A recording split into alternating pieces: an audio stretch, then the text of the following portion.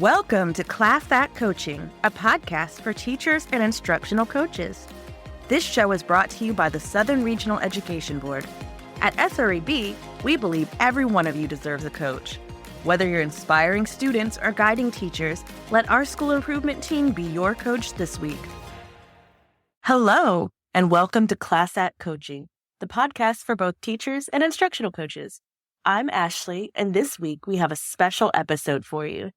Instead of our usual format, we're giving you a behind-the-scenes look at a real coaching conversation. SREB coach Jason Adair sits down with Jen Zelena, a reading specialist and literacy coach at Broughal Middle School in Bethlehem, Pennsylvania, as they reflect on one of her lessons and explore ways to refine instruction.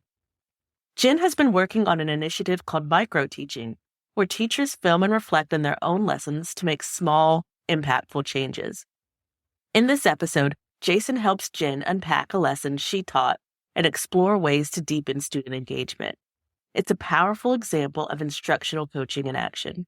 For teachers, you'll hear real classroom strategies and how small tweaks can lead to big improvements in student learning. And for instructional coaches, this is a model of how to guide teachers through meaningful reflection and growth. Let's jump into the conversation. Well, thanks, Jen, for joining us in this special edition. Can you give us a little bit of information on your background? Sure. Well, thank you for having me. So my name is Jen Zelena, and this is actually my 21st year in education and teaching. This is my third year at Broughal Middle School, and actually only my second year in this position as a building reading specialist and literacy coach. So I got to know Jen. I have had the privilege of knowing her both as a teacher and now as a coach. And so I'm excited to have this conversation with you. Can you tell me also a little bit about the school you're at? It's in Pennsylvania, Bethlehem, Pennsylvania. Can you tell us a little bit about it? Yep. So I teach at Broughal Middle School, which is grades 6th, 7th, and 8th, set on Southside Bethlehem on Lehigh's beautiful campus. We have approximately 525 students and about 11 core teachers at each grade level. That doesn't include our related arts teachers, but core subjects and ESOL and special education teachers. We also have our data team consists of 2 reading specialists and a math coach. Cool. Yeah, thanks. And the last thing before we get started on our coaching conversation is, Senator, you are doing something special this year. You have a few initiatives going, but the one we'll start with is called Microteaching. Is that right?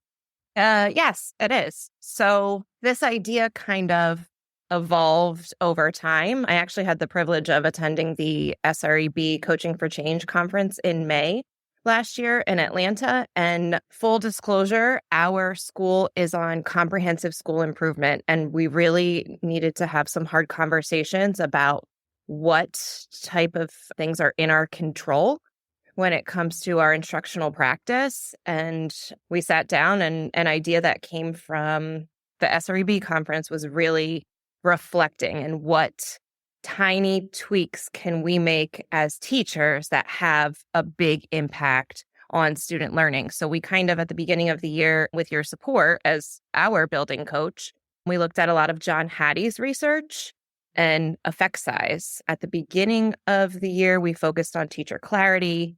Most recently, last week, we talked about collective teacher efficacy. And really, what we launched, I would say, in January would be micro-teaching. Teachers putting themselves out there, videoing a lesson and sitting down with a coach and reflecting on all parts of that lesson and how we can make it better to improve our learning.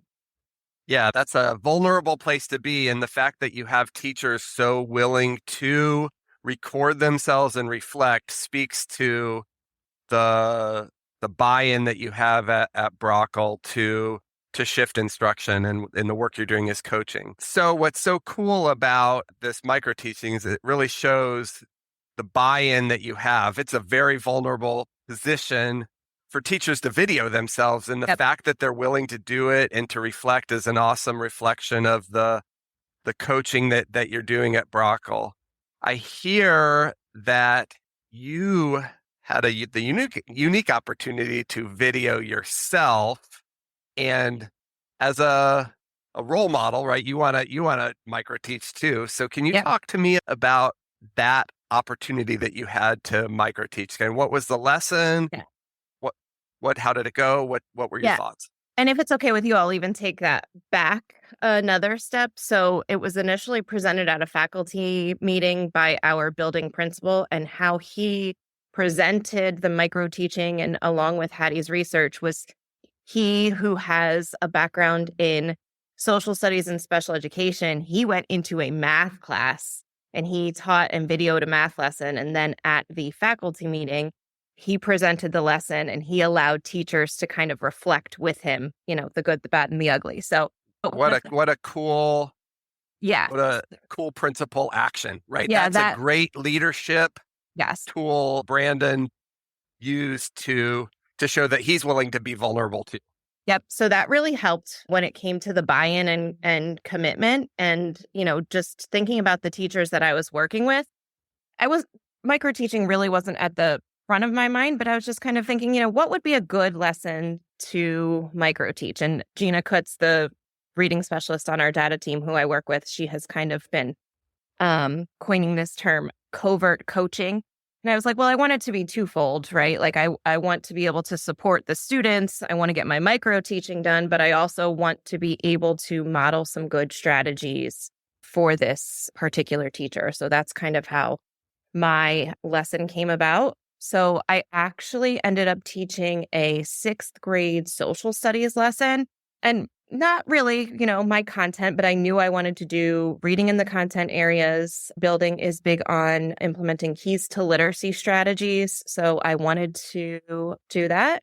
So I sat down and I talked with the teacher, and he gave me a grade level text on Cleopatra and the Egypt unit that they were teaching. And I sat down and I just kind of planned my lesson from there. Yeah. So Egypt, that's a pretty interesting topic, I guess. Can you share, as you plan the lesson, kind of what kind of things that you had you doing, students doing? Talk about that for a little bit. Yep. Learning targets and success criteria with the John Hattie Clarity research has also been a big focus from the beginning of the year. So I wanted to make sure that my learning target and my success criteria were clear, and I wanted to make sure that I was constantly revisiting that throughout the lesson. So my learning target, students were reading and analyzing an article on Cleopatra, the last ruler of Egypt. And then I had them completing a top-down topic web, including details of her rise, reign, and fall. And I was actually really excited. They were reading grade level text. I had multiple scaffolds, right? For my on-level kids, I had probably 5 students in there who were ESOL students. So I had the article translated for them. I had the graphic organizer translated. And then I had similar, scaffolds and fill in the blanks per se for some of my special ed kids. So we started with a gradual release, just kind of reading about Cleopatra. Let's talk about the details that might fall in this category of her rise to power, and then doing a little bit more of the we do together, and then releasing the reins as the you do. And as I was starting to release the reins and I'm walking around, I was realizing like this lesson that I was really excited about isn't going as well as I wanted to. It wasn't going poorly, but it wasn't going as well as I wanted to. I was really excited that, the ESOL kids were understanding and they were able to gather the content. I even had some of them participating and raising their hand, which was fantastic. But some kids were just finishing early. So I would go over and say, okay, how'd you do? And they were just pulling random facts and filling them in these bubbles for the top-down topic web. And then my closure, I kind of asked kids, knowing that they were all different parts of the article and some were done and some were, I knew we were going to take it into the next day, but I wanted kids to share out so I could check for their understanding of what they had learned about Cleopatra so far. And it just, I don't know, I felt leaving, I left the lesson feeling okay about it, but not great. And then you happened to come in. Yeah. So let's pick up there. You left the lesson not feeling great. And I'm curious, if we were to collect their papers at this point. So he would grab all their papers. Their top-down topic web was their product that they were creating. Would you say, if we flip through the papers and looked through them, what would we see? Would we see all similar things or a variety of things? A variety. I think the kids that had the scaffold, right? So who had the main ideas filled out, and then they had those details with, a couple of phrases, fill in the blank. They knew exactly what they needed to do. However, what I found with them was once I released the reins, they weren't actually reading the text. They were reading the text for the answers to fill in the blank. And then the other kids who had just the categories, but the blank bubbles for the details, they were just kind of random. They didn't really fall under that specific category. So I did know, it was the first time kids were really doing this and summarizing with the content area text. And that was part of the reason I wanted to do it, right? But I just knew it could have been better.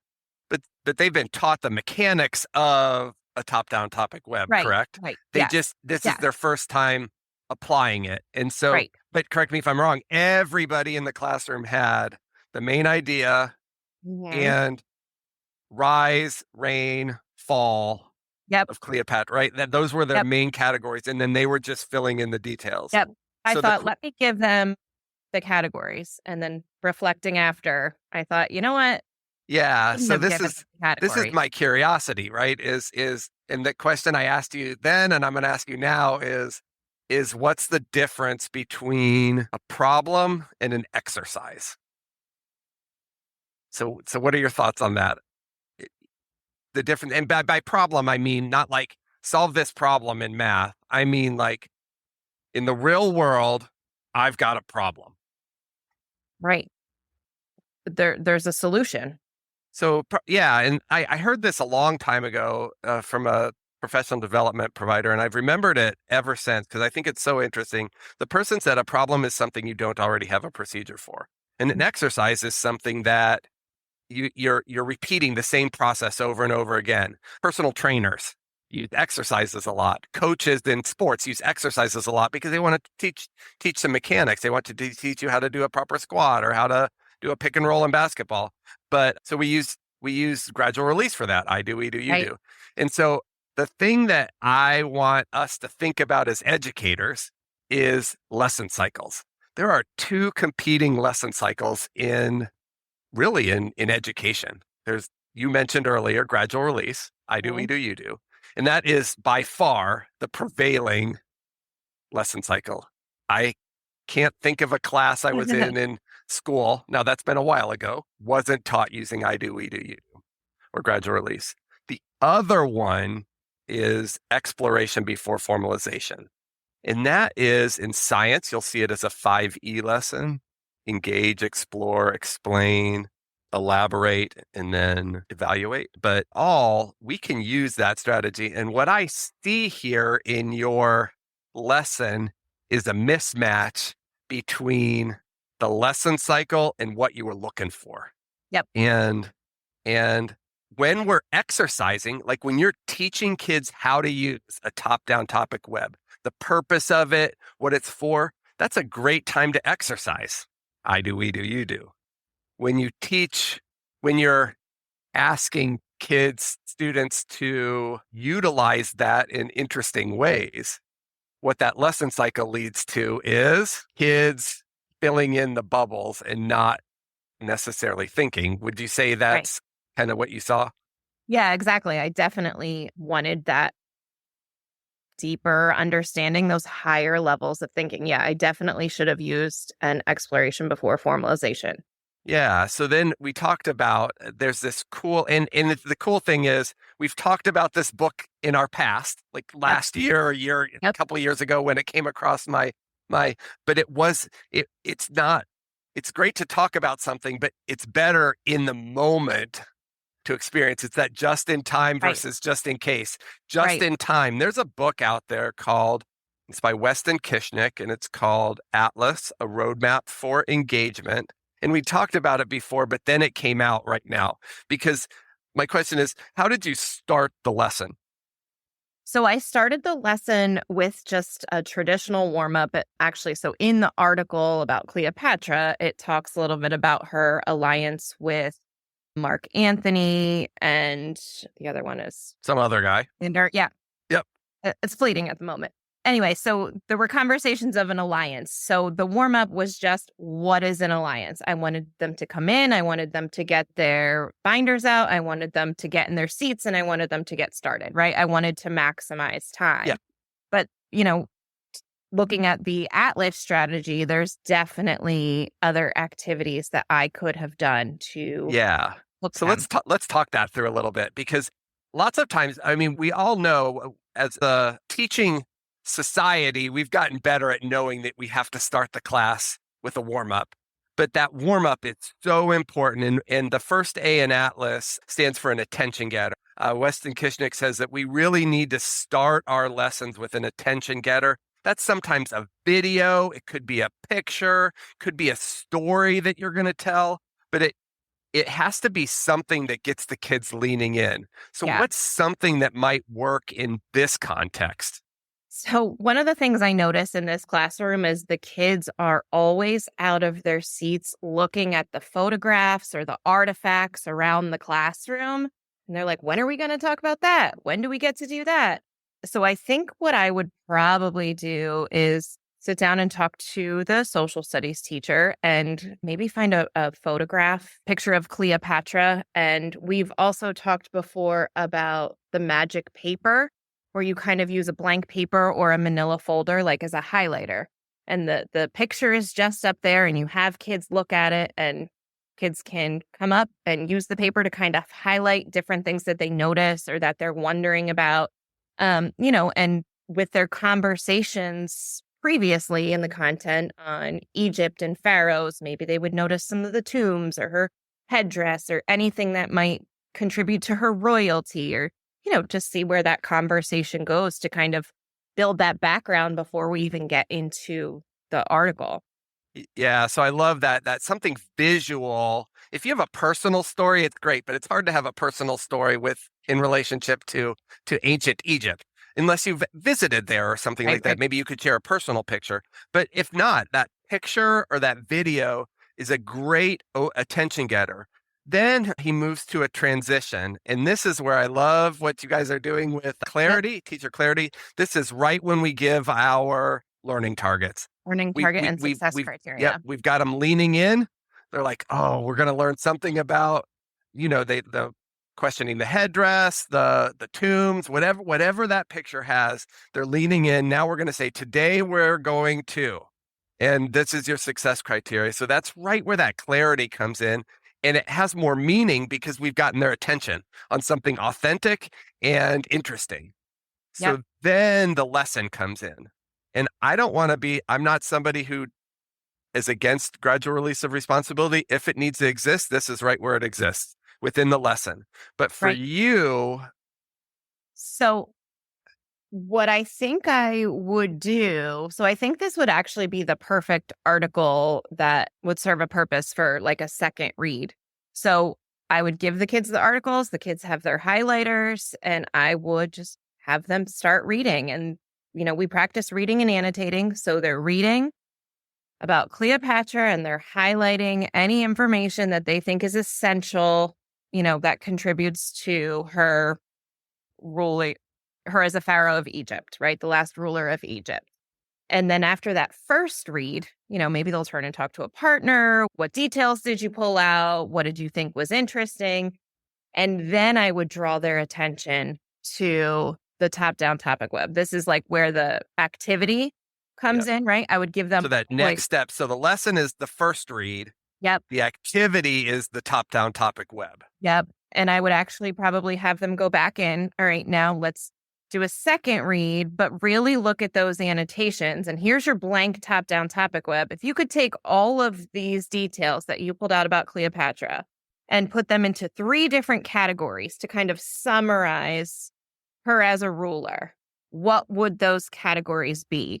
And I think that's where you're going to get the deeper understanding, the higher level thinking. I would have kids do that, turn and talk. What categories did you come up with? Share out, maybe make a big list on the board.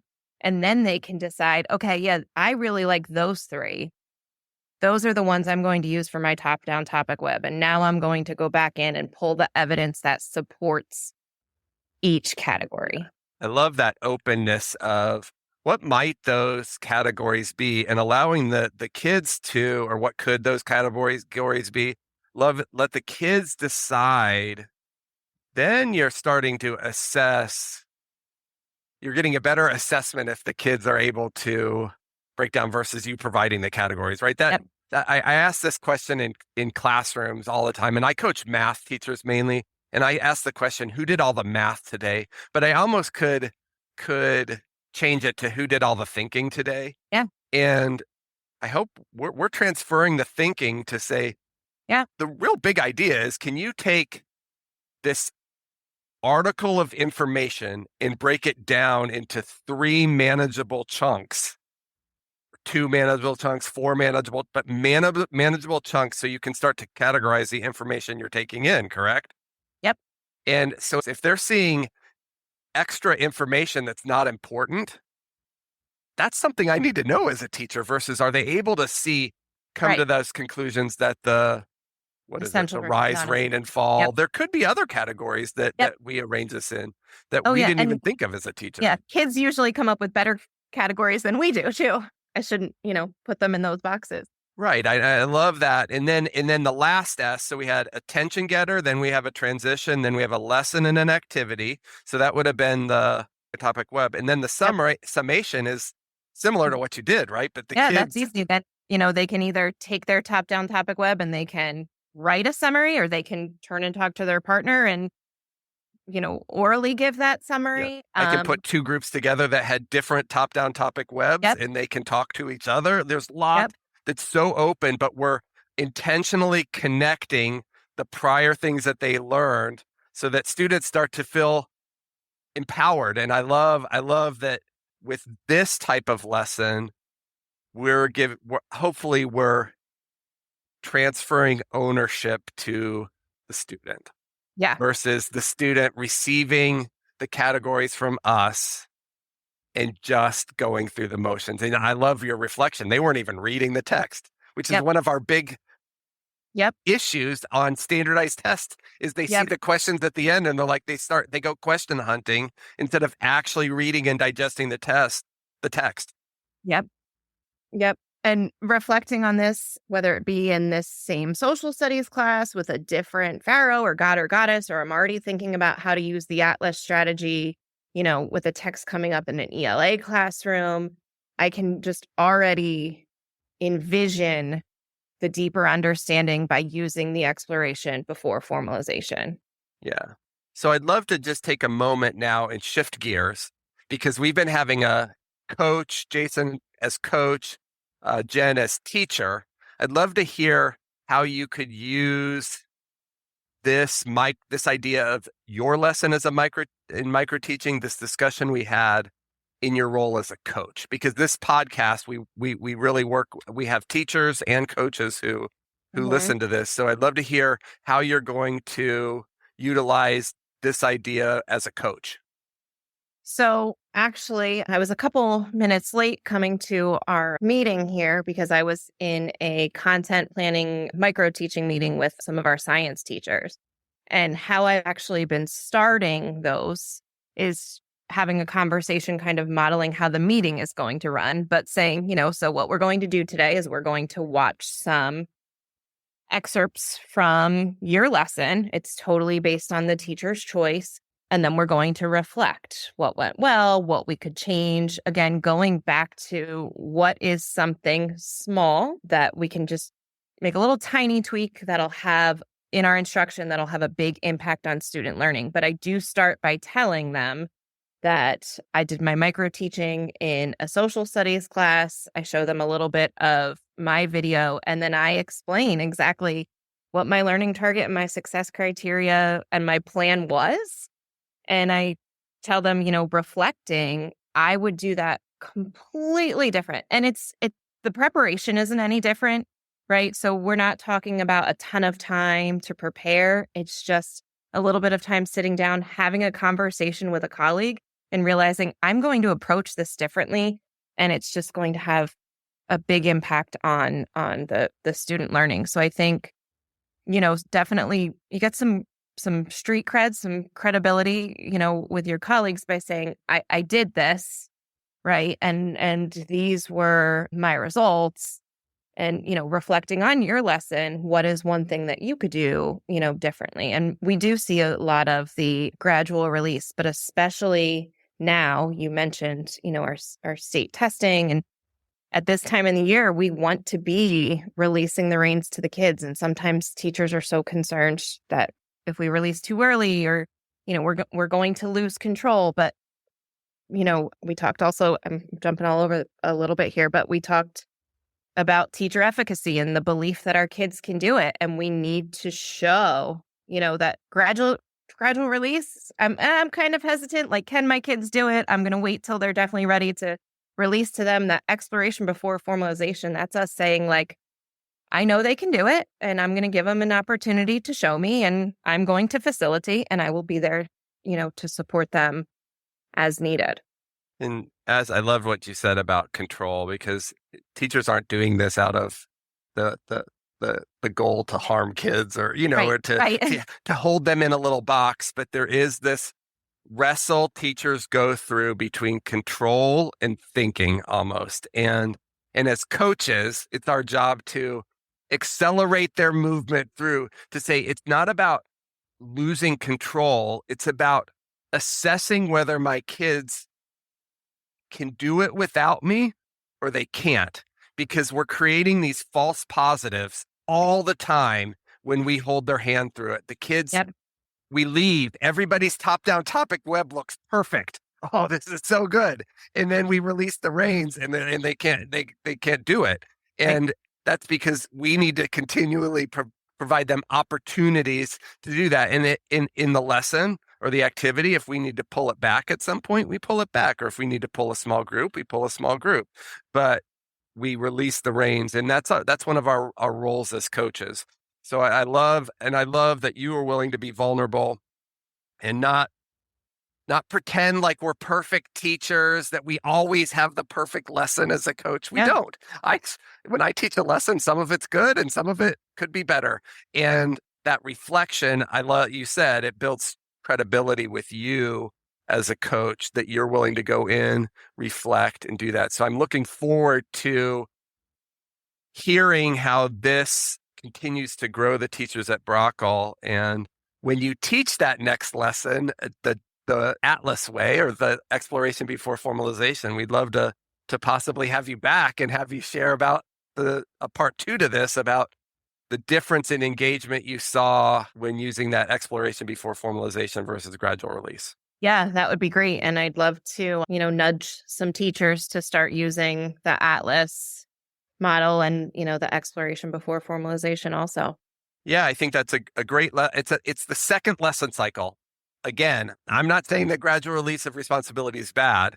It's bad when you're solving a problem. Gradual release of responsibility could potentially be harmful. That's when exploration before formalization works. When we're exercising, we're teaching kids to do things, gradual release is great.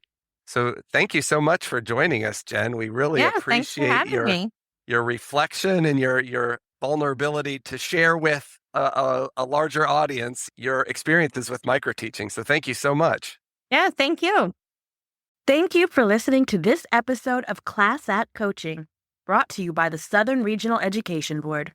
SREB is a nonprofit dedicated to improving education from pre-K all the way to PhD and into the workforce. Visit SREB.org for resources on instructional practices, teacher data, career pathways, and more. And don't forget to like, subscribe, and follow us on social media. You can find us on Facebook at SREB-School Improvement and on Twitter/X and Instagram, both at SREB Education. See you next week.